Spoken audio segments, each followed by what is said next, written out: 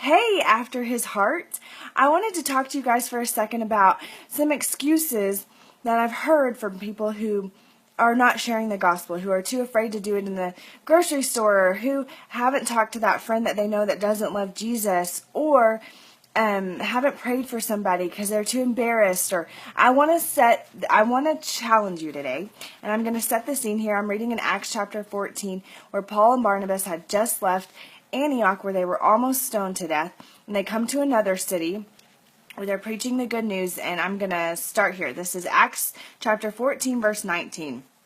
Then some Jews came from Antioch and Iconium and won the crowd over. They stoned Paul and dragged him outside the city, thinking he was dead. But after the disciples had gathered around him, he got up and went back into the city. The next day he and Barnabas left for Derbe. So, did you hear that? He got stoned.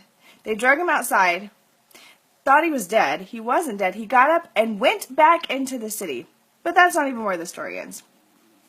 So they preached the good news in that city and won a large number of disciples. Then they returned to Lystra, Iconium, and Antioch, where he had been stoned and then almost stoned, strengthening the disciples and encouraging them to remain true to the faith. "We must go through many hardships to enter the kingdom," they said.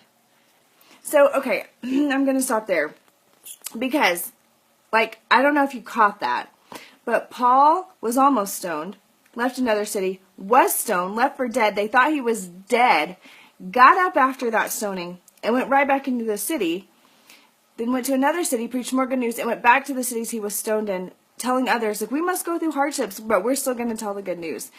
So, my question for you is, what is your excuse? Why are you afraid of strangers? Why will you not pray for that person? Why will you not invite that person to church or tell them about the good news? What is your excuse?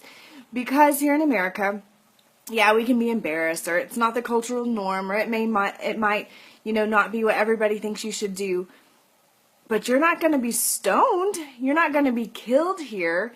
And so I can't imagine the courage and strength that it took Paul to literally be stoned, dragged out of the city, left for dead, and get up and go back into that city. What strength and courage that must have took.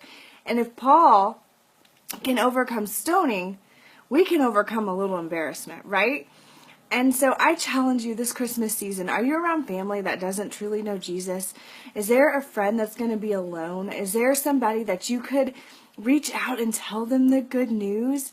Spend your time telling others about Jesus. The Christmas holiday is perfect for that, because that's what Christmas is all about anyways.